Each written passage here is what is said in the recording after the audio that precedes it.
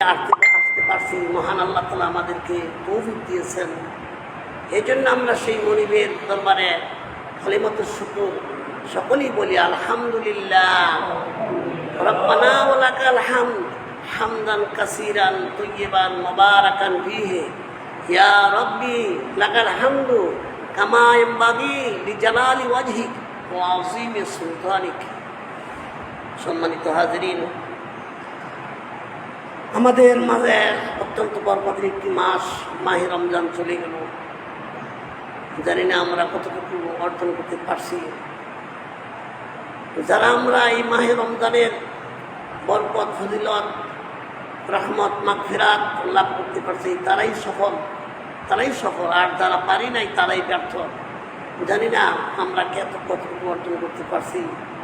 মহান আল্লাহ তাআলার কাছে বিগত মাসের আমলগুলির কবুলের জন্য মহান আল্লাহ তাআলার কাছে দরখাস্ত খারজ করলাম, আল্লাহুম্মা আমিন। সম্মানিত হাজিরিন, আজকের আমাদের সমাজে যেখানেই যাই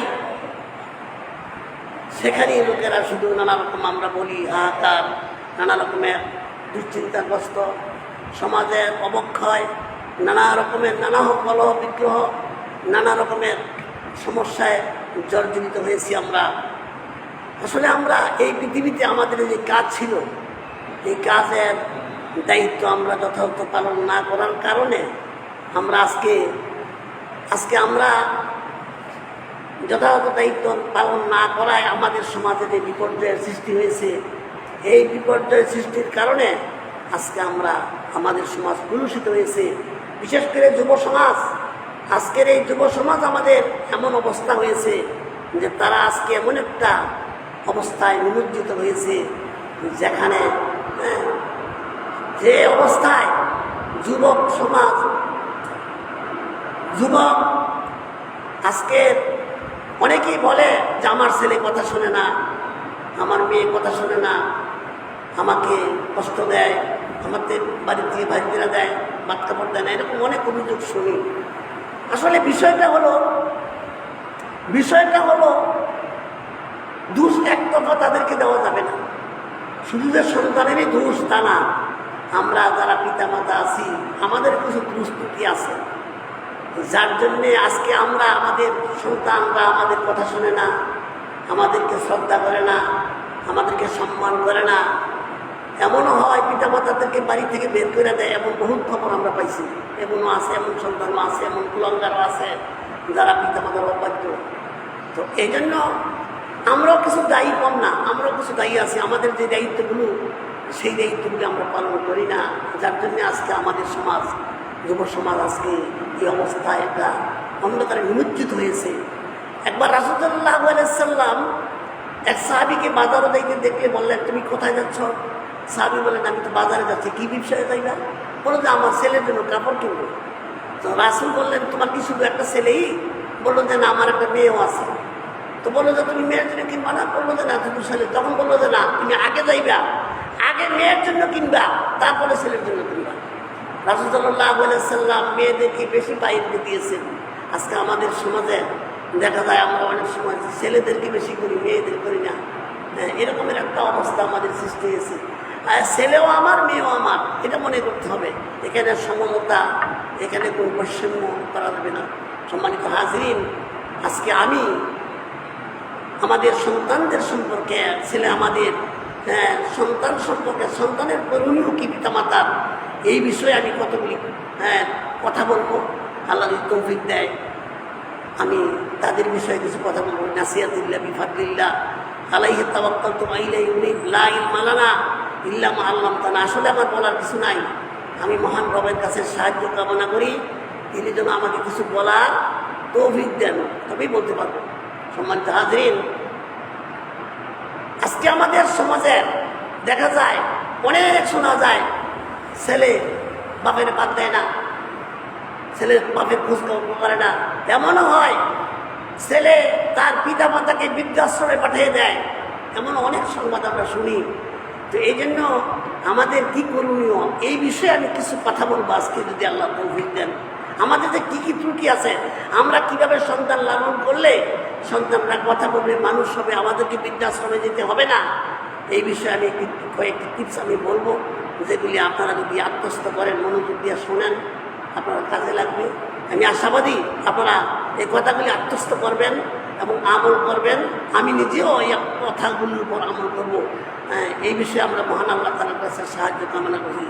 আল্লাহ তাআলা আমার তৌফিক দিয়ে সবাই বলি আমিন। সম্মানিত হাজিরিন, দেখেন আজকে আমরা কেন আজকে অবস্থা, আমাদের সমাজে ছেলেমেয়েরা কেন কথা শোনে না? একবার কি ভেবেছি কেন তারা কথা শোনে না? তাদের কি দায়িত্ব আমি পালন করছি? হ্যাঁ, একবার রাসূল সাল্লাল্লাহু আলাইহি ওয়াসাল্লামের কাছে এক সাহাবী গিয়া তার ছেলে সম্পর্কে বিচার দিল, ইয়া রাসূলুল্লাহ, আমার ছেলেটা কথা শোনে না, আমার এই হক আদায় করে না, আমার সেবা যত্ন করে না। তো রাসূল বলল ছেলেকে, তাই নাকি? তো ছেলে বলে, ইয়া রাসূলুল্লাহ, পিতামাতার প্রতি কি শুধু আমাদের হক আছে, না পিতামাতা তো আমারও কিছু হক আছে? রাসূল বলেন, হ্যাঁ, সন্তানের প্রতি পিতামাতার যেমন আছে, পিতামাতারও সন্তানের প্রতি হক আছে। তো বললেন যে, রাসূল বললেন যে পিতামাতার প্রতি, সন্তানের প্রতি পিতামাতার এই দায়িত্বগুলি আছে, জন্মের পর থেকে এই করবে, এই করবে, এই করবে, এমন কতগুলি দায়িত্বের কথা বললেন। তখন এই ছেলে বলল, জিয়ান, আমার আব্বাকে একটা দায়িত্ব তিনি পালন করেন নাই। তো বিষয় হলো, রাসূল বলেন, তাই নাকি? বলে, হ্যাঁ। তো এই জন্য রাসূল বলে, তুমি এইগুলি দায়িত্বগুলি পালন করো, তারপরে আসো। সেই জন্য একতরফা তাদেরকে দূর দেওয়া যাবে না। আজকে আমরাও দোষী, আমরা মানুষ করতে পারি নাই, ব্যর্থ। আমরা অনেক, শতকরা 90-95 জন পিতামাতা আজকে আমরা ব্যর্থ, সন্তান লালনে ব্যর্থ। আমরা যদি যথাযথভাবে রাসূলের আদর্শ অনুযায়ী, রাসূলের সুন্নাহ মোতাবেক যদি সন্তান লালন করতাম, অবশ্যই আজকে আমরা তাদের থেকে ভালো সুফল পাইতাম। আমরা সন্তান ওই আদর্শে দিয়া, রাসূলের সুন্নাহর উপর আমরা তাদের লালন করি না, তাদের ওইভাবে আমরা কি দেই না, শ্রম দেই না, সময় দেই না, যার জন্য আজকে আমাদের এই অবক্ষয়, এই দুর্গতি, এই অবস্থা আমাদের সম্মুখীন হয়েছে। সম্মানিত হাজিরিন, তো এই বিষয়ে আমি যে কতগুলি কথা বলবো, এক নম্বর হচ্ছে যে আমরা সন্তানের কর্তব্যের প্রতি, সন্তানের দায়িত্ব লালন পালনের জন্য এক নম্বরে যে দায়িত্বটা নিতে হবে, এটা হইল সন্তান ভালো হওয়ার জন্য। এখানে আমি 10টা পয়েন্ট বলবো। তার মধ্যে প্রথম হচ্ছে, সন্তান ভালো করার জন্য এক নম্বর হলো আপনার স্ত্রীকে নির্বাচন করতে হবে, ভালো সতী সাধ্যী স্ত্রী। রাসূল বলছে, আর দুনিয়া কুল্লুহা মাতাউন ওয়া খায়রুল মাতায়েদ দুনিয়া ইমরাতুস সালিহা, আবু দাউদের হাদিস। দুনিয়ার জাগতিক সম্পদ, দুনিয়াতে যত সম্পদ আছে, সকল সম্পদের চাইতে শ্রেষ্ঠ সম্পদ হচ্ছে সতী সাধ্যী ন্যায়পরায়ণ সালেহীন স্ত্রী।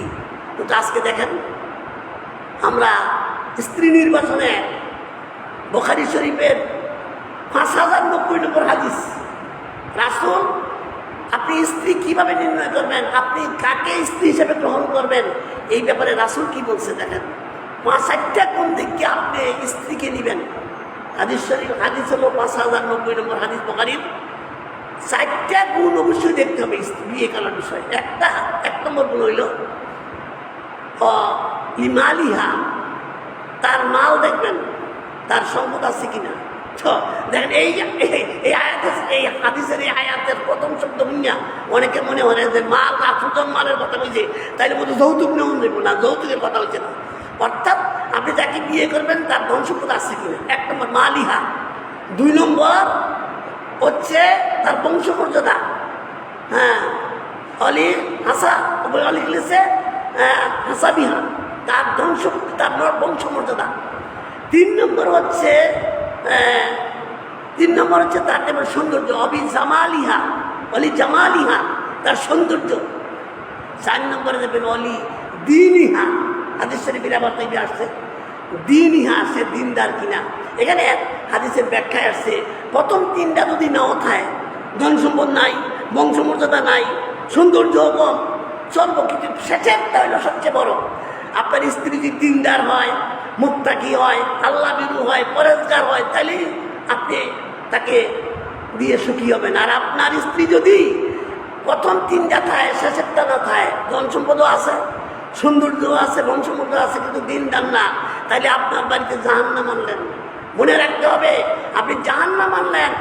দেখেন, আগেকার দিনের লোকেরা, আমরা ছোট সময় দেখতাম, বিয়ে করার জন্য আগে গিয়ে মুরব্বীরা জিগাইতো, কিউমা কোরআন শরীফ পড়ছনি বা নামাজ পড়নি, এইগুলি জিগাইতো। ওখানে বর্তমানের জমানায় মেয়ে দেখার জন্য গেছি গায় তোমার ফেভারিট শিল্পীর নাম কও, অর্থাৎ হ্যাঁ একটা খবিস আর থেকে আনবই ডলার খবিস আর খবিসিন আর খবিসাত কোরআনে বলছে একজন খবিস আর একজন খবিসই বিয়া করবে। কিন্তু এখন আপনি এই জন্য রাসূলের ওই আদর্শ অনুযায়ী আপনাকে প্রথমেই 1 নম্বরের যেই গুণটা যেই কাজটা করতে হবে এটা হলো আপনি ভালো স্ত্রী নির্ণয় করতে হবে, নির্বাচন করতে হবে। সতী সাধ্বী স্ত্রী যদি হয় তাহলে আপনার ঘরটা জান্নাতের টুকরা হয়ে যাবে। এই হলো 1 নম্বর। 2 নম্বরের যেই কাজটা করতে হবে সেটা হলো আপনি আল্লাহর কাছে দোয়া চাইতে হইব সন্তান, ভালো সন্তানের জন্য। দেখেন ইব্রাহিম আলাইহিস সালাম 86 বছর মতান্তরে 93 বছর পর্যন্ত সন্তান হয় নাই, কিন্তু তিনি কোনো মাজারে গেছেন না, কোনো পীরের কাছে গেছে না, কারোর কাছে গেছে না, ধৈর্যের সাথে আল্লাহর কাছে সন্তান চাইলেন। সূরা সফফাতের 100 নম্বর আয়াত, মহান আল্লাহ তাআলার কাছে তিনি দোয়া চাইলেন, রব্বি হাবলি মিনাস সালিহিন। দেখেন তারপরে তিনি ধৈর্য ধইরা কত বছর চলে গেছে, তিনি অধৈর্য হন নাই, সন্তান চাইতে শেষ পর্যন্ত তার জীবনের কেউ বলছে 86 বছর বয়সে, আবার আরেকটা মতে আসছে 93 বছর বয়সে সময় প্রথম ছেলে ইসমাইল জন্মগ্রহণ করে। দোয়া চাইয়ে ওই পাগল হয়ে গেছে না, হইছে না, কবুল হয়েছে না। আমরা তো দোয়া চাইয়ে ওই হ্যাঁ ওইটাছে না। দেখেন দোয়া কারো বিফলে যায় না, কারো দোয়া বিফলে যায় না। হয়তো কবুল যদি এখনো না হয় পরকালের জন্য থেকে যায়, দোয়া করলে আল্লাহ বিফলে দেয় না। এই জন্য দোয়া করি, তুই কোন জায়গায় তো দোয়া করলাম, এত আল্লাহর কাছে কান্না কাটলা করলাম, কই আল্লাহ তো ছেলে মেয়ে দেয় না। হ্যাঁ দেখেন আল্লাহ যার ইচ্ছা, আমি আয়াতটা পড়ছি, আল মাল ওয়াল বানুন জিনাতুন হায়াতুদ দুনিয়া, মাল ধন সন্তান সন্ততি দুনিয়ার সৌন্দর্য। আল্লাহ যার ইচ্ছা করে ছেলে দেয়, যার ইচ্ছা করে মেয়ে দেয়, যার ইচ্ছা করলে ছেলেও দেয় না, মেয়েও দেয় না, কিছুই দেয় না, এটা আল্লাহর ইচ্ছা। এরকম অনেক আছে ছেলে হয় মেয়ে হয়, ছেলে হয় আবার কারো কিছু নাই, এবং সন্তানও আছে, এটা আল্লাহর ইচ্ছা। আল্লাহ কাকে ছেলে দিবে, কাকে মেয়ে দিবে, কাকে শুধু ছেলে দিবে, কারে শুধু মেয়ে দিবে, কারে কিছুই দিবে না, এটা আল্লাহর ইচ্ছা এখতিয়ার রয়েছে।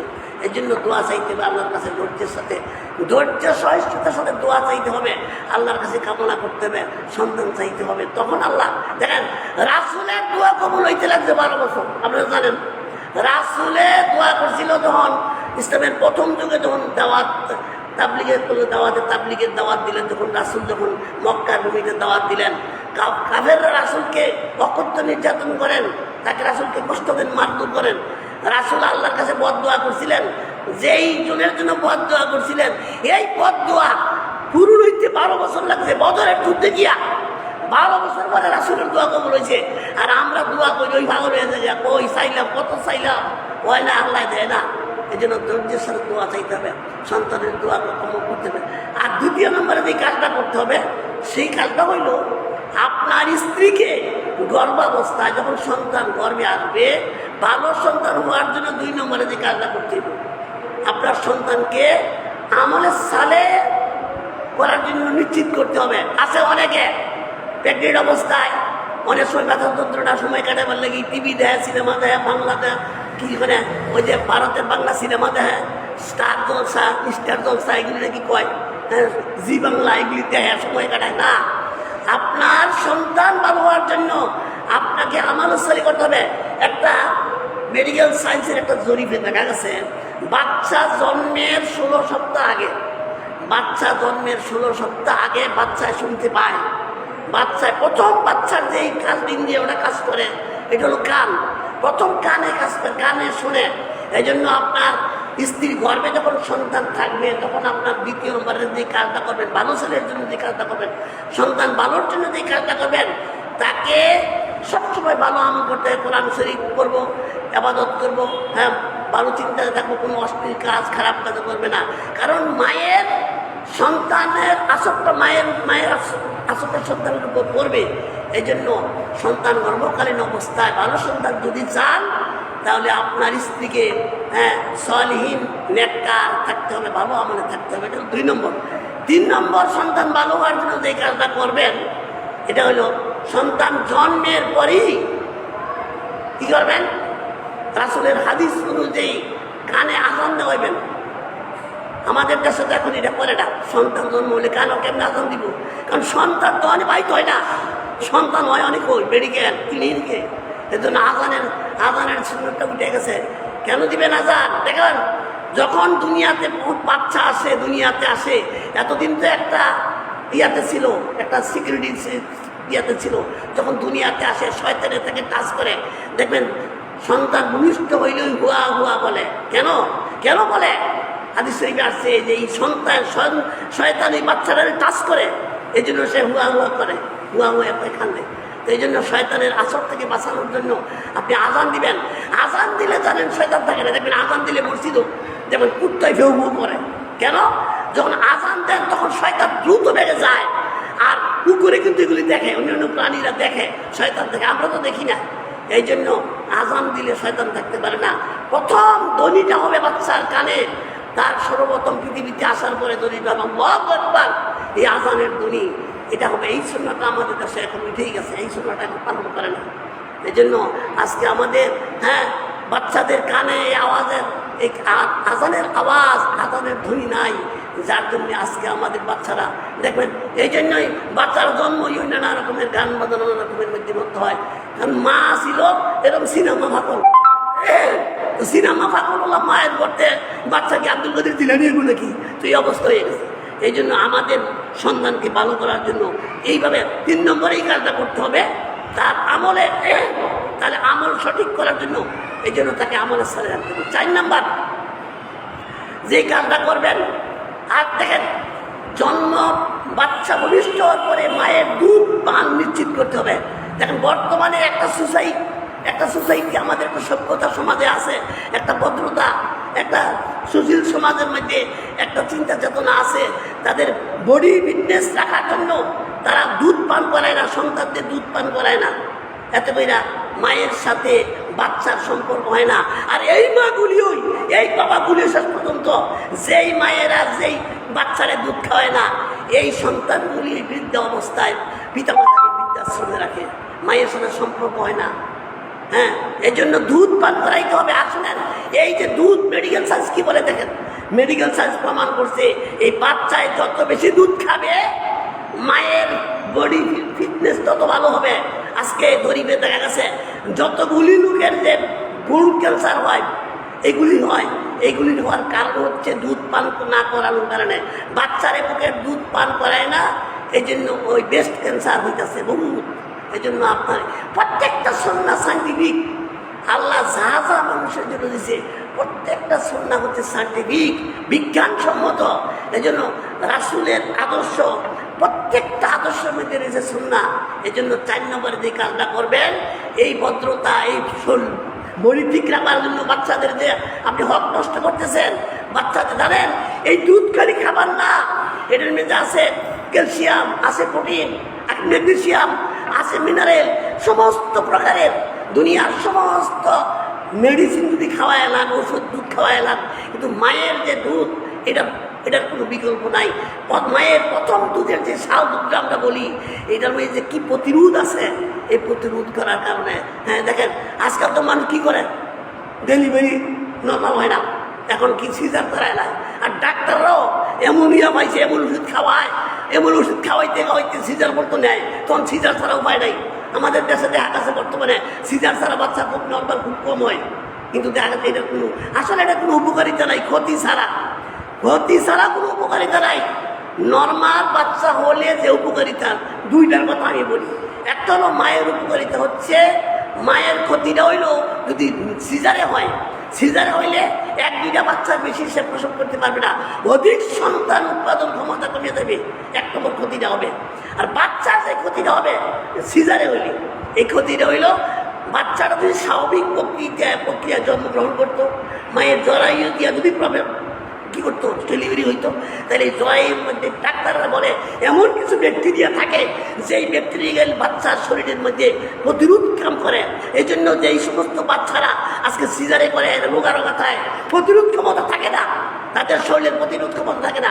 এই জন্য প্রত্যেকটা সুন্নাহ সাইন্টিফিক, প্রত্যেকটা সুন্নাহ সাইন্টিফিক। আজকে যা কৃত্রিম করবেন সব ক্ষতিকারক।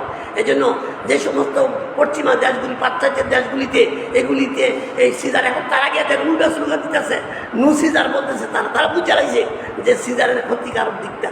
এই জন্য আমরা কিন্তু এখন সিজার ছাড়াও সময় দিই না, এটা করা ঠিক না। তো দেখ 4 নম্বর 5 নম্বরে যে কাজটা করবেন সন্তানের করণীয়, 5 নম্বরে যে কাজটা করবেন সেটা হলো সন্তান ভূমিষ্ঠ হওয়ার 7ম দিনে তাকে সুন্দর একটা নাম রাখবেন। সুন্দর নাম বলতে অর্থবহ নাম রাখবেন। আবার কোরআনটা দেখলে ওই আদি হইলেই চলতো না। মনে করেন যে একজনের নাম রাখছিল তুকার জীবন, পরে জিজ্ঞাসা যদি কি তুমি নাম রাখছো, আমি মনে করতেছি কোরআন শরীফের মধ্যে এই শব্দটা সূরা আর-রহমানের মধ্যে 33 বার আইছে, তো বোধহয় আল্লাহ খুব পছন্দ করছে, এই নাম রাখছে তুকার জীবন। তুকার জীবন অর্থ হলো মিথ্যাবাদী, সেই জন্য এরকম নাম রাখা যাবে না। আরবি হলে আবার বাংলা নাম রাখবেন, হাবিজাবি নাম রাখবেন, আকাশ খাতুন, তারপর বাতাস বেগম, অক্সিজেন বেগম, এরকম নাম রাখে, সাগর নদী এরকম নাম রাখে। সাগর আর নদী এইগুলির নাম না, এগুলির নাম না, নাম হবে সুন্নাহভিত্তিক নাম, নবীদের সাথে মিলায় নাম রাখবেন। হ্যাঁ, বিশেষ করে আমরা মুসলিম, আমাদের নামটা আরবি ভাষায় হওয়া উচিত, কারণ এই নামে কিয়ামতে ডাকবে। আপনি যে ছোট্ট বল্টু নাম রাখবেন, এই নামগুলি শেষ করতে আপনার অসুবিধা। এবং নামের কারণে অনেক সময় তার উপর প্রভাব পড়ে। দেখছেন না, আমাদের দেশে একজন মন্ত্রী ছিল আবুল মহিত, অর্থমন্ত্রী ছিল, যে তার নাম ডাইকে মুখাম লাগাইছে আবুল মাল। অর্থ কি জানেননি? আবুল মাল অর্থই মালের বাপ, মানে মালের পিতা, আর হ্যাঁ ওইসেও অর্থমন্ত্রী। তো এরকম নাম সুন্দর দেখে নাম রাখলে এটা, এই জন্য নাম সুন্দর হবে। নাম আবার কিছু নাম আছে রাখা যাবে না, জাহাঙ্গীর রাখা যাবে না, আলমগীর রাখা যাবে না, তারপরে এই কি বলে কিবরিয়া রাখা যাবে না। এগুলি অহংকারমূলক নাম, এগুলি নিষেধ। এই জাতীয় নাম নাম হইলেই চলতো না। এগুলি আপনি আলমগীর, জাহাঙ্গীর, শাহজাহান, শাহ আলম, এই সমস্ত নাম রাখা যাবে না। দস্তগীর, এগুলির নাম রাখা যাবে না, এই সমস্ত নাম নিষেধ। এই জন্য আলেমদের সাথে পরামর্শ কইরা 7ম দিনে আপনার সন্তানের জন্য এটা অধিকার সুন্দর একটা নাম রাখবেন, ভালো সুন্দর একটা অর্থবহ নাম রাখবেন। এটা 5 নম্বর কাজ। 6 নম্বর কাজ হলো 7ম দিনে আপনার সন্তানের মাথা মুন্ডন করবেন। আর এই মাথা মুন্ডন করে এই চুলগুলি, 7 নম্বর কাজ হইল ওই যে চুলটা হবে, এই চুলের পরিমাণ হযরত রাশিদ আসলাম তার বড় নাতি হাসানের হাদিস শরীফে আছে, হাসানের মাথা মুন্ডন করে তিনি ওই পরিমাণ চুলটা তিনি কি রূপ্য পরিমাণে দান করেছিলেন।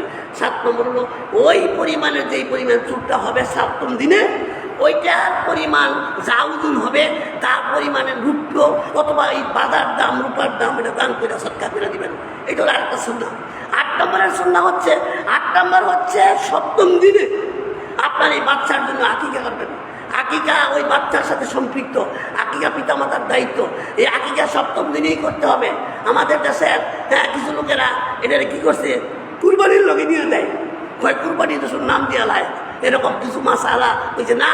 এটা শুধু ওইটার সাথে 7ম দিন, যদি 7ম দিন হওয়ার আগে বাচ্চা মারা যায়, যেমন 6 দিনের দিনে 5 দিনে তো মেরে গেছে, আপনি আকিকা দিতে হবে না। এটা 7ম দিনের সুন্নাহ। 7ম দিনের 3টা সুন্নাহর মধ্যে একটা সুন্নাহ হচ্ছে আকিকা করা, একটা হচ্ছে মাথা মুন্ডন করা, আরেকটা হচ্ছে ওই মুন্ডনকৃত ওই চুলের পরিমাণে রূপ প্রদান করা। এই 3টা কাজ। তাহলে 8 নম্বর হচ্ছে আপনি কি করবেন, আকিকা দিবেন। এই আকিকাটা দিয়ে দেখেন, আকিকার কোনো শর্ত নাই, আকিকার কোনো শর্ত নাই। কুরবানির শর্ত আছে, সুস্থ অবিষ্ট এরকম হইতেইব, বয়স হইতেইব, তারপরে কানায় আসলে হইতো না। আকিকার কোনো শর্ত নেই, একটা হইলেইছে আকিকার। তবে ছেলের জন্য 2টা, মেয়ের জন্য 1টা। তবে যদি কেউ অপারক হয় তার জন্য 1টা দিলেও হয় আর কি। তো এটা হলো নিয়ম। বকরি দিবেন, হ্যাঁ, এরকমভাবে তার জন্য আকিকা দিবেন। এই আকিকাটা পিতা মাতার জন্য, তার জন্য করুন। আর এই আকিকার গুস্ত নিজে রাখাইতে পারবেন, আত্মীয় নিতে পারবেন, কোনো শর্ত নাই। আবার নিষ্কৃতিও দিতে পারবেন। এই হলো 8 নম্বরের।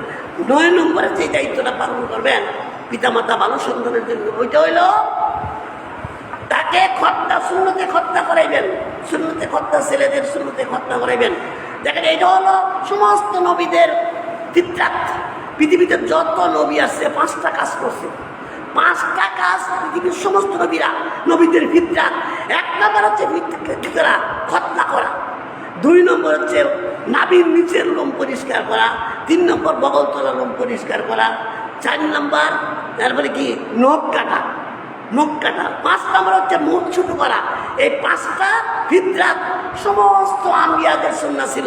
এটা করবেন 7ম দিনে, কি মানে এই কাজটা করবেন যে তাদের মানে পরিণত বয়সের আগেই আপনি তার খতনা করবেন। এটা হলো 9 নম্বর দায়িত্ব। 10 নম্বরের দায়িত্ব হচ্ছে তাকে একাডেমি শিক্ষা দিবেন। মনে রাখবেন, আলোচনাগুলি খেয়াল করবেন। 10 নম্বর শিক্ষা পিতামাতার জন্য সন্তানের কর্তব্য হচ্ছে তাকে পারিবারিক শিক্ষা দিবেন।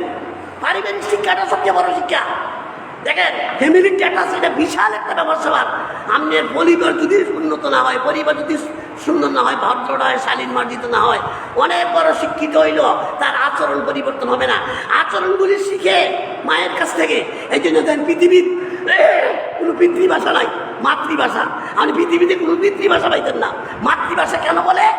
শিশুর প্রথম শিক্ষক মা, শিশুর প্রথম শিক্ষক মা। এই ইউনিভার্সিটি হলো সবচেয়ে বড় ইউনিভার্সিটি। এই ইউনিভার্সিটির সাথে পৃথিবীর সমস্ত ইউনিভার্সিটি ফেল।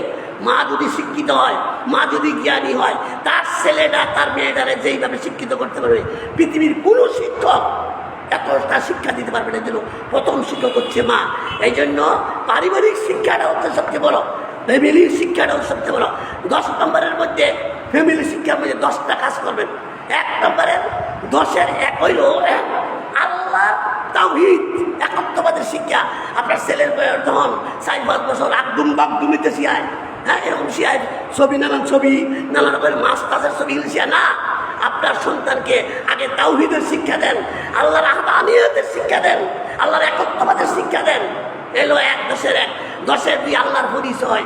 দেখেন সন্তানকে যখন 4-5 বছর বয়স হইব আল্লাহর পরিচয় দিয়ে যাইবেন, আল্লাহর পরিচয় শিক্ষা দিবেন। কারণ আল্লাহর পরিচয় ছাড়া মুমিন হতে পারে না। যে আল্লাহর পরিচয় জানে না সে কোনো মুমিন না। হ্যাঁ যদি 5 বার হজ করে, হ্যাঁ যদি এরকম বড় বড় আমল করে, সে মুমিন না। মুমিন হতে হইলে আপনাকে আল্লাহর পরিচয় জানতে হবে। দেখেন আমাদের দেশের সাধারণ লোকদের দূরের কথা, বড় বড় আলেমরা ওই জানে না আল্লাহর পরিচয়। আল্লাহ যে কোথায়, কারা কয় আল্লাহ বলে সব জায়গাতেই আছে, টয়লেট বাথরুমে সব জায়গায় আল্লাহ আছে। কিন্তু আল্লাহ কোথায় থাকে? আল্লাহ কোরআনে বলছে আর রহমান আলাল আরশে ইস্তাওয়া, আমি রহমান আরশে আছি। অথচ এটা তারা জানে না। আপনার সন্তানকে শিক্ষা দিতে হবে। এক সাহাবী, একটা ছোট্ট একটা দাসী ছিল। সে একদিন ছাগল রাখতে গিয়ে একটা ছাগল এরকম এই কি বলে ওই যে একটা হিংস্র একটা জানোয়ার নিয়ে গেল তাকে, ওই যে বাঘে বা এরকম একটা নিয়ে গেছে পরে। তখন সে এই সাহাবী রাগ হয়ে ওই দাসীটার একটা খারবা দিছিল। আর সে অনেক কান্না করলো। কান্না করার সাহাবীর কষ্ট লাগলো, আর এটা কী করলাম রে, ছোটো বাচ্চাটারে মারলাম, একটা নেকড়ে একটা ছাগল নিয়ে গেল। ওই জন্য রাসূলের কাছে গিয়ে অনুশোচনা করলেন, ইয়া রাসূলুল্লাহ, আমার এই দাসীটা সে তো এরকমভাবে আমার বকরি পালের থেকে একটা বকরি এরকম নিয়ে গেছিল, ইয়াই নেকড়ে, আমি তারে রাগ করে মারছি। তখন আমি কি করতে, আমার বড় খারাপ লাগতেছে। তখন আমি কি করতে পারি, আমি তারে কি আজাদ করে দিব? রাসূল বল ঠিক আছে, মেয়েটার নিয়ে আসো দেখি। তো রাসূলের কাছে নিয়ে যাওয়ার পরে এই 6-7 বছরের ছোট্ট একটা মেয়ে দেখাইল যে বলো বিল আইন আল্লাহ, আল্লাহ কোথায়? তোর এই নিউজ যে হুয়াফিস সামা, আসমানে। তখন বলে যে তুমি কি চেনো? আমি কেনা? হ্যাঁ আপনি দিন, আপনি আল্লাহ রাসূল। এরকম যখন এই ছোট্ট মেয়েটাই আল্লাহ কই খবর পেয়েছে, তখন রাসূল বললো যে তুমি তার আঘাত করে দিতে পারো, সে মুমিন হবে। দেখেন আর আমরা আজকে এরকম বড় বড় আলেম, দাউরা ফাঁস, কামেল ফাঁস, এরকম বড় বড় আলেমরা জানে না আল্লাহ কোথায় থাকে, আল্লাহর পরিচয় না। আল্লাহ সর্বত্র বিরাজমান, আর রাসূল হচ্ছে আয়াতুন নবী। এই জাতীয় আকীদা তাদের আছে। অথচ এইটা জানতে হবে আপনার 5 বছর বয়সে তাকে শিক্ষা দিতে হবে আল্লাহর পরিচয়। 3 নম্বরে যেই কাজটা করবেন 10-এর 3। 10-এর 3 হইল তা আপনি কি করবেন, আপনি তাকে শিরিক সম্পর্কে শিক্ষা দিবেন, শিরিকের ভয়াবহতা। এই বাচ্চাকে যেমন হযরত লুকমান তার ছেলেকে বলছিল, ইয়া বুনাইয়া লা তুশরিক বিল্লাহ ইন্নাশ শিরকা লা যুলমুন আযীম। লুকমান নামে একটা সূরা কোরআনে আছে। তিনি কিন্তু নবী ছিলেন না, সাধারণ এবং কৃতদাস ছিলেন। আর তার মধ্যে আল্লাহ হিকমা দিয়েছিল, প্রজ্ঞা দিয়েছিল। এই জন্য তিনি অত্যন্ত জ্ঞানী ছিলেন। তার ছেলের যে উপদেশ দিয়েছিল, এই উপদেশগুলো আল্লাহর কাছে পছন্দ লাগছে। কোরআনে আল্লাহ সূরা লুকমানে কথা বলছে, লা তুশরিক বিল্লাহ ইন্নাশ শিরকা লা যুলমুন আযীম। লুকমান তার ছেলেকে বলল, হে আমার বৎস, তুমি কখনো আল্লাহর সাথে শরীক করো না। নিঃসন্দেহে শিরক হচ্ছে মস্ত বড় জুলুম। জুলুম তো আপনারা বুঝেন, জুলুম মানে হলো আমার অধিকার আমার না দেওয়া, আমার পাওনাটা আমার দিচ্ছেন না, এটার নাম জুলুম করা। অতএব তাকে আপনার ছেলে মেয়েকে 5 বছর বয়সে তাকে কি করতে হবে, শিরিকের শিক্ষা, শিরিকের ভয়াবহতা। আর শিরিক তো এমন এক অপরাধ যা শুধু পাপই করে না, সমস্ত পিছনের আমল নষ্ট করে দেয়। আর এইবার 10-এর 4 হলো বেদাত। বেদাতের পরিণাম, বেদাত তো আমার লোকেরা বুঝেই না। ওই অসুবিধা কি? হাদিসে না চাই না তাও এটা আমল করবো, খারাপ কি? নামাজ পড়বো, ইবাদত করবো। কিন্তু রাসূল বলছে মান আমিলা আমিলান লাইসা আলাইহি আমরুনা ফাহুয়া রাদ্দুন, এমন কোনো আমল করা যাবে না যেই আমলের স্বীকৃতি অনুমোদন আমি মুহাম্মদ সাল্লাল্লাহু আলাইহি ওয়াসাল্লাম দেই নাই, এমন আমল করা যাবে না। রাসূল যা করে নাই ওইটা করতে পারবেন না। অথচ এক শ্রেণীর লোকেরা সমানে আমল করতেছে, যা বললে যা মাছ করতেছে, যা ইচ্ছা রোজা রাখতেছে, যা ইচ্ছা তাসবিহ তাহলিল করতেছে, এইটাই ইচ্ছা কি করতেছে না। রাসূলের সুন্নাহর বাইরে লাকাদ কানা লাকুম ফি রাসূলিল্লাহি উসওয়াতুন হাসানাহ, রাসূলের আদর্শের বাইরে কোনো ইবাদত হবে না, ওইটা ইবাদত হবে, এটা বিদআত হবে। আর বিদআত তো এমন ইবাদত, কুল্লু বিদআতিন দালালা অকুল্লু দালালাতিন ফিন্নার, আর সকল প্রকারের বিদআত হচ্ছে পথভ্রষ্ট, আর বিদআত পথভ্রষ্টতার পরিণাম হচ্ছে জাহান্নাম। আপনি অনেক ইবাদত করবেন জাহান্নামের জন্য। এই বিদআতীদের কোনো দোয়া কবুল হয় না, তাদের ফরজ নফল সুন্নাহ ওয়াজিব কোনো দোয়া কবুল হয় না, কোনো ইবাদত কবুল হয় না। এই জন্য তারা হবে ক্ষতিগ্রস্ত। কিয়ামতে সবচেয়ে ক্ষতিগ্রস্ত হবে তারা, তাদের আমল হবে হাবা মানসুরা, ধুলিকণার মতো উড়ে যাবে, কোনো কিছু থাকবে না, কোনো আমল তাদের থাকবে না। এই জন্য আপনার বাচ্চাকে শিক্ষা দিবেন 10 নম্বরের 4 হলো তাকে বিদআত শিক্ষা দিবেন। পারিবারিক শিক্ষা 10, এর মধ্যে 5 নম্বর হচ্ছে শিষ্টাচার শিক্ষা দিবেন। দেখেন একটা কথা আছে, ব্যবহারিক বংশের পরিচয় সাধারণভাবে বলে যে ফ্যামিলিতে একটা শিষ্টাচার শিক্ষা দেয়, এটা পৃথিবীতে আর কোথাও হয় না। এই জন্য আপনার ফ্যামিলি থেকেই আপনাকে শিক্ষা দিতে হবে। আপনার ছেলের শিষ্টাচার, নম্রতা, ভদ্রতা, শালীন মার্জিত করতে হবে, আচরণ তাকে সুন্দর আচরণ শিক্ষা দিতে হবে। রাসূল সাল্লাল্লাহু আলাইহি ওয়াসাল্লামকে এক সাহাবী বলল, ইয়া রাসূলুল্লাহ, সবচেয়ে আফজল মুসলমান কোন ব্যক্তি, সবচেয়ে উত্তম মুসলিম কে? রাসূল বললেন মান সালিমান মুসলিমিনা মিন লিসানিহি ওয়া ইয়াদিহি, সেই প্রকৃত মুসলিম যার হাতের দ্বারা, যার কথার দ্বারা লোকেরা শান্তিতে থাকে। তাহলে কি বুঝছেন কম? এই জন্য আপনার শিষ্টাচার, আপনার আচার আচরণ, আপনার ব্যবহার, আপনার কথা, এগুলি মারাত্মক, এগুলি ইবাদত। অতএব এই শিষ্টাচার, শালীনতা মার্জিত, ভদ্র শালীন মার্জিত হতে হবে। 6 নম্বরে যে শিক্ষাটা দিবেন 10-এর 6, সেটা হলো কোরআন শিক্ষা। ছোটো সময় কোরআন যদি শিক্ষা না দেন, পরে যদি বড় হয়ে যায় আলাকুম জানাকুম আর শিক্ষার্থী না। এই জন্য ছোটো সময় 5 বছর বয়স থেকে শিক্ষা দেন এবং ভালো। আমাদের কাছে কোরআন শিক্ষা মানে কি জানেননি? আমাদের দেশে কোরআন শিক্ষা বলতে আমরা বুঝি শুধু কোরআনটা রিডিং করবো না, এটা না। কোরআন শিক্ষা মানে কোরআনের অর্থ, কোরআনের তাফসীর শিখতে হবে। আপনি যদি অন্ধভাবে শিখেন, কোরআন শিখলে পড়লে সওয়াব হবে না এমন কথা না। কেউ অর্থ বুঝা বললেও হবে, কেউ অর্থ না বুঝা বললেও। তবে আপনি যে অর্থ না বুঝা পড়েন, এটা মর্ম বুঝবেন না, সালাতে মনোযোগী হবে না। এই জন্য কোরআন শিক্ষা মানে হলো কোরআন অর্থ ব্যাখ্যা সব শিখতে হবে। এই জন্য কোরআন শিয়া মানি এই কয়দিন মক্তব্যে গেছে বানান করে কোনো টাইনে না ওয়ার নয় ভর্তারে, এইটাই শিক্ষার কথা কওয়া হয়েছে না। কোরআন শিক্ষা মানে কোরআন সম্পর্কে ভালো জ্ঞান রাখা, এটা হলো 6 নম্বরের কাজ। 7 নম্বরে যে কাজটা করবেন ইলমে দিন শিক্ষা করা। ইলমে দিন ইকে যেমন দেখেন পারিবারিকভাবে অনেক হয়, আপনার ফরজ, সুন্নাহ, ওয়াজিব, মুস্তাহাব, হালাল হারাম, করণীয় বর্জনীয়, কোনটা করবেন কোনটা করবেন না, কোনটা জায়েজ কোনটা না জায়েজ, কোনটা করণীয় বর্জনীয়, এই বিষয়গুলি পরিবার থেকে পারিবারিকভাবে তাকে শিক্ষা দিবে। এই সমস্ত সালাতের হাকামগুলি, এই সমস্ত নিয়মগুলি, মাসলা মাসাইলগুলি, এই হলো 7 নম্বরের। 10-এর 7 আপনি এই কাজটা করবেন। 10-এর 8, 10 নম্বরের 8 নম্বর হচ্ছে যে আপনি কি করবেন, আপনার সন্তানকে মানুষের অনিষ্ট থেকে, মানুষের ক্ষতি করা থেকে বাঁচায় রাখবেন। বাবা কেউ ক্ষতিকরণ দিত না, কারো অন্যায় করার ক্ষতিকরণ দিত না। এটা হলো 10 নম্বরের 8 নম্বর। 10-এর 9 হচ্ছে কারোর সাথে ঝগড়া করা, ঝগড়া ফাসাদ এগুলি করা থেকে বিরত রাখতে হবে। তাকে এমনভাবে করে তুলতে হবে সে যেন ঝগড়াটে না হয়, কারোর সাথে যেন ঝগড়া না করে, কারোর সাথে তর্ক বিতর্ক না করে, ঝগড়া ফাসাদ না করে। 10 নম্বরের 10 হচ্ছে আপনার সন্তানকে এমনভাবে শিক্ষা করে তুলবেন, আপনার সন্তান সততার উপর, সত্যের উপর সে প্রতিষ্ঠিত হবে, জীবন গেলেও কোনোদিন মিথ্যা বলবে না, এমন একটা চরিত্র গঠন করবেন। এই হলো 10 নম্বরের পারিবারিক শিক্ষা। এবার 11 নম্বর আসেন। 11 নম্বর হলো কি বলে একাডেমি শিক্ষা। 11 নম্বরের কোয়ালিটি অফ কাজ হইল একাডেমি শিক্ষা, যেটা প্রাতিষ্ঠানিক শিক্ষা। আপনি একাডেমি শিক্ষার জন্য কোন, আপনাকে প্রথমে নির্বাচন করতে হবে শিক্ষা প্রতিষ্ঠান। আপনি কোন প্রতিষ্ঠানে দিবেন, কোন প্রতিষ্ঠানে দিবেন, সেই প্রতিষ্ঠানে দিলে আপনার ছেলের সঠিক জ্ঞান পায়। দেখেন শিক্ষা, আমাদের দেশের শিক্ষা ব্যবস্থাটা একটা হইলো, একরকম হইলো শুধু কোরআন হাদিস পড়ব, আরেকটা হইলো যে একেবারে কোরআন হাদিস ছাড়া শুধু ইংরেজি বিজ্ঞান পড়ে না। দুইটাই দরকার, আমাদের দুইটাই দরকার। দুনিয়া দুনিয়াও লাগবো পরকাল লাগবো। আমরা দোয়া করি সময় কি বলি? হ্যাঁ, রব্বানা আতিনা ফিদ দুনিয়া হাসানাতাও ওয়া ফিল আখিরাতি হাসানাতাও ওয়া কিনা আযাবান্নার। দোয়ার মধ্যে আমরা বলি আল্লাহ আমাদের দুনিয়ার কল্যাণ দাও আর পরকালের কল্যাণ দাও। অতএব দুনিয়া ছাড়া আপনি পরকালের কল্যাণ লাভ করতে পারবেন না। অতএব এমন জ্ঞান অর্জন করতে হবে যেই জ্ঞান অর্জন করলে ধর্মীয় জ্ঞানও থাকবে, দুনিয়ার জ্ঞানও থাকবে। এই জন্য আপনাকে এমন একটা প্রতিষ্ঠান নির্বাচন করতে হবে যেই প্রতিষ্ঠানে পড়লে আপনার ছেলে মেয়ে কি করবে? কোরআন হাদিসের শিখবে এবং সে বিজ্ঞান শিখবে, তারপরে সমস্ত কিছু শিখবে এবং সমস্ত বিষয় ইংরেজি শিখবে, বিজ্ঞান শিখবে, হ্যাঁ, কেমিস্ট্রি, বায়োলজি, হ্যাঁ, এগুলি শিখবে এবং সমস্ত বিজ্ঞানে শিখবে। দেখেন দুইটা বিষয়, ধর্ম আর বিজ্ঞান। বিজ্ঞান ছাড়া ধর্ম অন্ধ, আর এই ধর্ম ছাড়া বিজ্ঞান মানে কোনটা নিবেন? একজন লোক আছে খালি হাফেজ, কোরআন শরীফ হাতে পড়ছে, মাসলা মোতাল তেমন জানা, খালি নামাজ পড়াই দেবো, হ্যাঁ ইসলামের কিছুই জানে না, হলো অন্ধ, হ্যাঁ অন্ধ।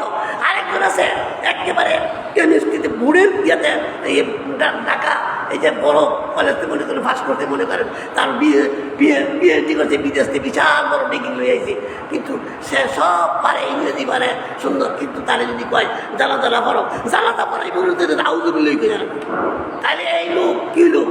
হ্যাঁ, ওই যে ইসলাম ছাড়া যে শিখছে এই জন্য পুঙ্গু। এই জন্য ইসলাম ছাড়া বিজ্ঞান হলো পুঙ্গু, আর বিজ্ঞান ছাড়া ইসলাম হলো অন্ধ। অতএব দুইটাই আপনি একাডেমি শিক্ষা দিবেন এমন একটা শিক্ষা প্রতিষ্ঠানে, যেই শিক্ষা প্রতিষ্ঠানে পড়লে আপনার ছেলে দুনিয়া এবং পরকাল দুইটা লাভে দেন।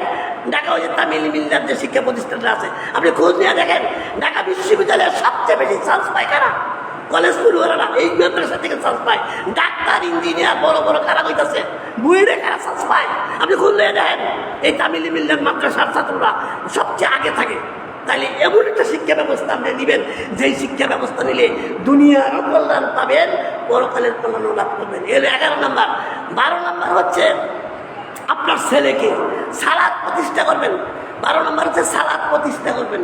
সালাত প্রতিষ্ঠা করার পরে আয়াত আছে যে লোকমান বলছে আকিমুস সালাত, হ্যাঁ, যে তুমি কি করো? সালাত কায়েম করো। এই জন্য সালাত প্রতিষ্ঠা করার জন্য আপনার ছেলেকে উদ্বুদ্ধ করবেন। এবং এই বিষয়ে হাদিস আসছে 7 বছর বয়স থেকে তাকে ট্রেনিং দেন, তাগিদ দেন, নামাজ লইয়েন। আর আমাদের দেশে কেমনে আনবেন?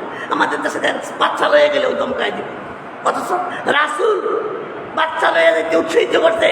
রাসূল খুতবা দিতেছে, ইমাম হাসান হুসাইন দুইজনে দৌড়দৌড়ি করতেছে। একটা হাদিস আসছে রাসূল খুতবা থেকে নামিয়া ওই দুইটা হাসান হুসাইনকে দইরা নামিয়া তারপর দুই হাতে দইরা খুতবা দিছে। কিন্তু তাদেরকে ধমক দেয় নাই, তারা যারা গালি দেয় নাই। কিন্তু আজকে আমাদের ছেলে মেয়েদেরকে এক শ্রেণীর মুরব্বীরা মসজিদ থেকে তাড়াইয়া দেয়, মসজিদ থেকে দূরে নেয়। তো এই যে শুরুর সময় তাড়াইতে পারে, তার দায়িত্ব হই না। অতএব এই লোকের নামাজ থেকে বঞ্চিত করা। অতএব বাচ্চাদেরকে মসজিদে আনতে হবে, 7 বছর থেকে ট্রেনিং দিতে হবে। হাদিসে আসছে 10 বছর বয়সে নামাজ না করলে তাকে প্রহার করো, হালকা প্রহার, তবে বেশি মাইরো না, তার দুধ পাক গেলে বা হালকা মারো, ভয় দেখাও। এই জন্য এই বিষয়টার দায়িত্বটা কার? আপনার ফ্যামিলিতে যদি বেনামাজি থাকে, আপনার ফ্যামিলিতে আপনার ভাই ঘরে খায় বেনামাজি, এই জন্য জব দিতে হবে আপনার। এই জন্য সালাত প্রতিষ্ঠা করা মানে কি? দেখেন সালাত প্রতিষ্ঠা কেন বলছে আল্লাহ? সালাত এই জন্য প্রতিষ্ঠা করছে, আপনি একলা করবেন হয়তো না, আপনার ফ্যামিলিতে সবাই নিয়ে নারা। সূরা তাহরিম 6 নম্বর আয়াত। সূরা তাহরিম।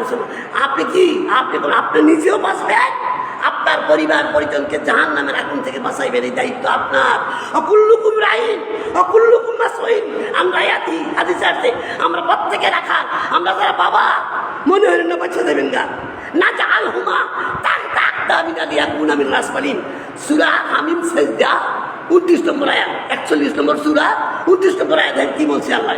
এখানে এই সমস্ত সন্তানেরা যারা জাহান্নামী হবে, পিতামাতার সচেতনতা ছিল না, তারা তাদেরকে তাগিদ করে নাই, নামাজের কথা বলে নাই, সঠিক দিন শিক্ষা দেয় নাই, এই সমস্ত সন্তানেরা কিয়ামতের মাঠে আল্লাহর কাছে অভিযোগ করবো, আল্লাহ আমার দেখায় দাও, না জাল হুমা আমার দেখায় দাও, তাকতা আমি কি পদপিষ্ট করবো? আমি আজকে তাদেরকে যারা আমাদেরকে গাফেল করছে, যারা আমাকে নামাজ থেকে উৎসাহিত করে নাই, এই সমস্ত পিতামাতাদেরকে আমাদেরকে পদানত করো, আজকে তাদেরকে পদপিষ্ট করে আমি জাহান্নামে যাবো। দেখ কি অবস্থা। এই জন্য দেখ দুনিয়াতে তো আপনারা নিবই, বৃদ্ধাশ্রমে নিবই, পরকালেও ছাড়তো না। দুনিয়ার তো আপনি যদি সচেতন না হন সন্তানের বিষয়ে, দুনিয়ার তো আপনারা কি নিব, ওই বৃদ্ধাশ্রম বাড়াইব, মরার পরে আপনারা জাহান্নামে যাইব, ভাইরে আপনি বউ মারাবা। অতএব এই জন্য আপনাকে কী করতে হবে, 12 নম্বরে সন্তানকে সালাতের জন্য উৎসাহিত করতে হবে, সালাত কায়েম করতে হবে। 13 নম্বরে যে কাজটা করবেন, 13 নম্বর যে কাজটা করবেন সেটা হলো সন্তানের বা মানে তারা ভালো কাজ করছে কিনা, ন্যাক কাজ করছে কিনা, সে কি অন্যায় করতেছে কিনা, এটা সতর্কতা কি করা, তাদের দিকে গতিবিধি লক্ষ্য করা। আপনি সবসময় কী করবেন, তাদেরকে ভালো কাজ করার জন্য উদ্বুদ্ধ করবেন, পাপের থেকে ফিরে রাখবেন, অন্যায় কাজ যে না করে এটা আপনি প্রোডাকশন দিবেন। এটা 13 নম্বর। 14 নম্বরের কাজ হচ্ছে, 14 নম্বরের কাজ হচ্ছে তাদের প্রতি ইনসাফ করবেন, যে কোনো কাজে ইনসাফ ভিত্তিক কাজ করবেন। 15 নম্বরের কাজটা করবেন, সন্তান লালন পালনের বিষয়ে ছেলে মেয়ের মাঝে কোনো বৈষম্য করবেন না। ছেলে মেয়ের কোনো বৈষম্য নাই, এক ছেলে মেয়ের কোনো বৈষম্য নেই, ইনসাফ ভিত্তিক তাদের করবেন। এটা হলো 15 নম্বর। তারপরে 16 নম্বর যে কাজটা করবেন, মেয়েদের আপনার মেয়ে বা আপনার পরিবারের যারা যারা আছে তাদেরকে পর্দার ব্যবস্থা করবেন। দেখেন আজকে অনেক লোক আছে হাজি সাহেব 5 বার 7 বার বাস করতে, কিন্তু মেয়ে কলে তো পরে মাথার খাবার দেয় না। 21শে ফেব্রুয়ারির দিন কি জানি 14ই ফেব্রুয়ারির দিন এই বাপ হাজি সাহেব বাপে খবর রায় না, মেয়ে কই কই যায় এরকম। অতএব আবার অন্য মেয়ের যদি ব্যবহারটা দেখে আবার এলাই আরে দায়ুস হ্যাঁ মনে হয় মেয়েরা ব্যবহারটায় ভুললে যদি দায়ুস হয় না। দায়ুস শব্দটা মেয়ে বাচ্চার শব্দ না, দায়ুস শব্দটা পুরুষ শব্দ। দায়ুস ওই ব্যক্তি যে তার মেয়েকে, যে তার স্ত্রীকে ব্যাপারটা চলায়। অতএব হে হাজি সাহেব তুমি হসপিটাইছ, তোমার মেয়ে আজকে কি ব্যাপারটায় চলে, এই জন্য তোমাকে জবাব দিতে হবে। এই জন্য তারা পর্দা রাখে না, তারা হচ্ছে সবচেয়ে বড় দায়ী। এই জন্য 17 নম্বর যে কাজটা করবেন, এটা হলো আপনার ছেলেকে ইসলামের সমস্ত কাজগুলি হাতে কলমে শিক্ষা দিবেন। ভালো ভালো কাজগুলি আপনি তাকে কর্মমুখী বানাইবেন, আপনি তাকে কর্মঠ বানাইবেন, কাজগুলি হাতে কলমে শিক্ষা দিবেন। এই জন্য আজকে যদি না শিক্ষা দেন তাহলে সে কর্মমুখী হবে না। এই জন্য আপনার ছেলেকে কর্মমুখী করতে হবে, কর্মঠ করতে হবে, অ্যাক্টিভ বানাই দিব। সকল কাজ, সব ভালো ভালো কাজ যা আছে সব নিজে হাতে শিখাই দিবেন। এটা হলো কত, 17 নম্বর। 18 নম্বর হচ্ছে বয়স যখন 10 বছর হইব, বয়স 10 হোক ছেলে মেয়ের, তখন আপনি তার বীজটাকে আলাদা করবেন। হাদিস শরীফে আসছে তখন তাকে বীজটা আলাদা করে দিতে হবে, আলাদা দিতে হবে, এই কাজটা করতে হবে। 19 নম্বর হচ্ছে 19 নম্বর হচ্ছে বয়ঃসন্ধিকাল। বয়ঃসন্ধিকালটা মারাত্মক কাল, এটার বিষয়ে খেয়াল রাখতে হবে। এই বয়ঃসন্ধিকালটা বলছে 11 থেকে 18 বা 17 এরকম। এই বয়সটা হচ্ছে মানুষের জীবনের 6টা ধাপ। আপনারা জানেন কিনা, মানুষের জীবনের ধাপ 6টা, বয়সের ধাপ 6টা। এটা হলো শৈশব, কৈশোর, তারপরে হলো বয়ঃসন্ধিকাল, তারপরে যৌবন, পৌরত্ব, বৃদ্ধ। এই 6টা কাল। এই যে 11 থেকে 17-18 বছর বয়স পর্যন্ত এটাকে কয় বয়ঃসন্ধিকাল। এটা বড় বিপজ্জনক কাল, ডেঞ্জারাস কাল, এটা বড় মারাত্মক কাল। এই জন্য আল্লাহ নবী, বিশ্ব নবীকেও আল্লাহ এই বয়সে মক্ষম মোচন করেছিলেন। এই বয়সে মানুষ ধরাকে সরা মনে হলে নিজে মানুষকে মানতে চায় না, অনেক সময় ব্যাপরুয়া চলাফেরা করে। এই জন্য আপনার সন্তানকে এই বয়ঃসন্ধিকালের তার দিকে গতিবিধি লক্ষ্য রাখবেন। এই সময় মানুষের মানসিক পরিবর্তন হবে, কণ্ঠের পরিবর্তন হবে, রং বর্ণের পরিবর্তন হবে, চেহারার পরিবর্তন বিভিন্ন হবে, মেধাদের পরিবর্তন হবে। আপনি যদি সচেতন পিতা হন, এই বয়ঃসন্ধিকাল আপনার সন্তানকে অবশ্যই লক্ষ্য করতে হবে। 19 নম্বর। 20 নম্বর হচ্ছে আপনার ছেলে মেয়ে লেখাপড়া করে কিনা, টেবিলে বসছে কিনা, পরে না মোবাইল টিভি খেয়াল রাখতে। সচেতন পিতা মাতা যারা আছে 11টার পরে মোবাইল সব লয়ে গঙ্গা, 11টার পরে মোবাইল নাই, সকালে নিস। কিন্তু দেখেন আজকে কি অবস্থা, যে একটা সমাজের কি বলবো, মোবাইল যে কত ক্ষতিকর, মোবাইল যে মানুষকে কোথায় ধ্বংসের হাতে অন্ধকার গহ্বরে নিমজ্জিত করছে, এটা আপনারা সবাই জানেন। আজকে এই শুভ সমাজ ধ্বংস হচ্ছে এই কারণে। এই জন্য 19 নম্বরে যে দায়িত্বটা পালন করবেন, আপনার ছেলে মেয়ে পড়ছে কিনা, পড়াশোনা করতেছে কিনা, এগুলি দায়িত্ব রাখবেন। 21 নম্বরে যে কাজটা করবেন, আপনার ছেলে যখন বয়সপ্রাপ্ত হবে 20 বছর 22 বছর যে খেয়াল রাখবেন, হ্যাঁ কি করে এখন গতিবিধি চিন্তা করি না, প্রয়োজনে তারা বিয়া করাই দিবেন, বিয়ার ব্যবস্থা করবেন। আর যদি মনে করেন যে না দরকার নাই, তাহলে বিষয় করেন। যদি মনে করেন যে আমার ছেলের যদি এখন বিয়া না করাই সে পাপ কাজে লিপ্ত হবে, তাহলে আপনাকে তার ছেলেকে বিয়ে করাই দিতে হবে। আর নাইলে আপনার ছেলে অন্যায়ের জন্য আপনাদের বিয়ে হবে। 21 নম্বরে কাজটা করবেন, ছেলে মেয়ে বয়সপ্রাপ্ত তাকে বিয়ে করার ব্যবস্থা করবেন। 22 নম্বরে যে কাজটা করবেন খেয়াল রাখতে হবে, মন রাখতে হবে। 22 নম্বরে আপনি সন্তানের যে কাজটা করবেন, এই কাজটা হলো ইনসাফ ভিত্তিক বন্টন করতে হবে। ইনসাফ মানে কি কয় এটা, সমতা, সমতা, সমতা ভিত্তিক। আপনার ছেলেরা চা দিবেন, মেয়েরা চা দিবেন। দেখেন মিরাজ এলাম মরার পরে, আপনি ভুল বুঝছেন না বলে বুঝছেন, এটা আমিও আগে বুঝতাম না। মিরাজ সব যারা মৃত্যুর পরে ঠিক হলো একদম আমার মিরাজ। এখন আমি মর্যাদা থাকলে মিরাজ নেই, মিরাজ হলে আমি মরলে আমার ছেলেদের মিরাজ হলো, যেটা কোরআনে আছে 2 মেয়ের সমান 1 ছেলে। কিন্তু আমি যদি দেই, এটা ভালো করে শোনেন, 22 নম্বরের বিধানটা ভালো করে শোনেন, আমি যদি কোনো ছেলে মেয়েরে দেই সমতা রক্ষা করতে হবে। আমি ছেলেরে যা দিব মেয়েরে তাই দিতে হবে। আর আমি মরে গেলে না, ওইটা হইলো আল্লাহর মতে ছেলে অর্ধেক হয়ে মেয়ে, কিন্তু আমি দিতে গেলে সমতা রক্ষা করতে হবে। এটা হলো 22 নম্বরের নীতি। তা 23 নম্বর যে কাজটা করবেন এটা হলো সেই সন্তানের জন্য সবসময় দোয়া করবেন। হ্যাঁ, এইটা সূরা 25 নম্বর সূরা, এই সূরা এই কি আয়াতটা হচ্ছে রব্বি হাবলি রব্বানা হাবলানা মিন আজওয়াজিনা কুররাতা আয়ুনিন লিল মুত্তাকিনা ইমামা। আল্লাহ নিজের দোয়া শিখাইছে, সন্তানের দোয়া করবেন, এই 23 নম্বর কাজটা করবেন। এবং এই সন্তান যদি আপনি এই কাজগুলি করেন, যে 23টা টিপস আমি বলছি আপনাদেরকে, এই কাজগুলি যদি করেন এরপরে যে খারাপ হবে না এমন না, তবে 95% ভালো হওয়ার কথা, এরপরেও খারাপ হতে পারে। যেমন উদাহরণস্বরূপ অর্থাৎ এই যে নূহ আলাইহিস সালামের ছেলে, নূহ আলাইহিস সালাম কি কম ভালো ছিল? আল্লাহ নবী আছে, কিন্তু তার ছেলে খারাপ হয়েছে। এরপর সচরাচর হবে আপনি যত চেষ্টা করতে যারা ভালো হইব হইব, আর যারা খারাপ হইব বাঁচাই থাকতে না। আল্লাহ যদি কেউ ক্ষতি করে বাঁচাইবার ক্ষমতা নাই, আর আল্লাহ যদি কেউ ভালো চায় তাহলে আর কেউ বাঁচাইবে নাই। হ্যাঁ, এই জন্য আল্লাহ তারা ক্ষতি করবো, এমন অ্যাক্সিডেন্ট কিছু হবে, কিন্তু আমাদের দায়িত্ব, আমাদের পিতামাতা হিসেবে আমরা যদি এই 23টা দায়িত্ব যদি পালন করি, তাহলে ইনশাল্লাহ আমার মনে হয় আমার ছেলে মেয়েরা ভালো হবে। আমরা যেন এই 23টা কাজ করি, আমরা যেন সবাই যেন এই 23টা কাজ তারা আমার ছেলে মেয়েদের তাদের ফিরি, আল্লাহ যেন তৌফিক দেয়। ওমা আলাইনা ইল্লাল বালাগ ওয়া আকুলু কাউলি হাযা আস্তাগফিরুল্লাহ। আলহামদুলিল্লাহ নাহমাদুহু ওয়া নাস্তাঈনুহু ওয়া নাস্তাগফিরুহু ওয়া নাউযু বিল্লাহি মিন শুরুরি আনফুসিনা ওয়া মিন সাইয়্যাতি আ'মালিনা মান ইয়াহদিহিল্লাহু ফালা মুদিল্লা লাহু ওয়া মান ইউদ্লিল ফালা হাদিয়া লাহু ওয়া আশহাদু আল্লা ইলাহা ইল্লাল্লাহ ওয়া আশহাদু আন্না মুহাম্মাদান আবদুহু ওয়া রাসূলুহু। সম্মানিত হাজিরিন, আমরা সন্তানকে ভালো করার জন্য 23টা বিষয় পয়েন্টে আমি